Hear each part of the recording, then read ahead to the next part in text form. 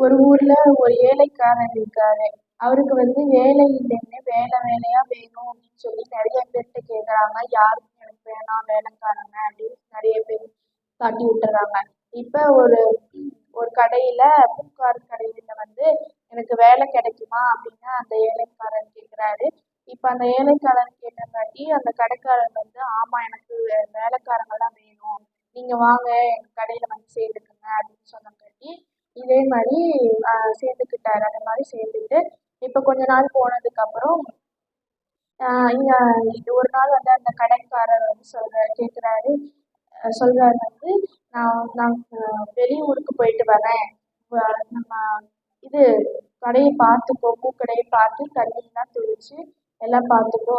அதே மாதிரி புதுசா அவங்க சொல்ல மறந்துட்டு புதுசா ஒரு மரக்கட்டை கடை திறந்துருக்கேன், அதையும் நீ பார்த்துக்கோ அப்படின்னு சொல்றாரு அந்த கடைக்காரன். இப்போ அவரும் இப்போ ஊருக்கு போறாரு. இப்போ அந்த ஏழைக்காரர் தான் அந்த கடையை பார்த்துட்டு இருக்காரு. பார்த்துட்டு இருக்கிறப்ப இவர் பூக்கு தண்ணி தெளிச்ச மாதிரி மரக்கட்டைக்கும் தண்ணியை தெளிச்சு இது இத்து போற மாதிரி பண்ணி வச்சுட்டாரு. இதை இதை பார்க்க கொஞ்ச நாள் ஊர் போயிட்டு வந்தோடனே அந்த கடைக்காரர் பார்க்குறாரு. என்ன பண்ணிட்டுன்னு போய் பார்த்தா எல்லாம் வித்து போயிடுச்சா எல்லாம் பார்க்க போறாரு கடையில போய் பார்த்தா பூ எல்லாம் பாதி வித்து இருந்துச்சு. தண்ணியெல்லாம் தெளிச்சு நல்லா ஃப்ரெஷ்ஷா வச்சிருந்தாரு. அப்புறம் போய் மரக்கட்டை கடையில போய் பார்க்குறாரு. பார்த்து அதிர்ச்சி அடைஞ்சிடறாரு. என்னன்னா என்ன தண்ணி தெளிச்சு இது இத்து போன மாதிரி மரக்கட்டையெல்லாம் வச்சிருக்க அப்படின்னு அந்த வேலைக்காரங்கிட்ட கேட்குறாங்க. பூக்கு தெளிச்ச மாதிரி மரக்கட்டைக்கு தெளிச்சிட்டேன் அப்படின்னு சொல்றாரு.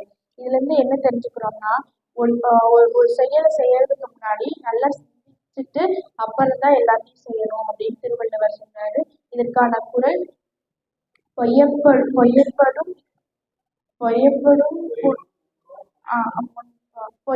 ஒன்றோ புனைபூணும் கையறியாப்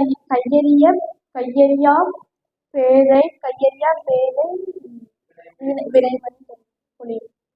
நன்றி, வணக்கம்.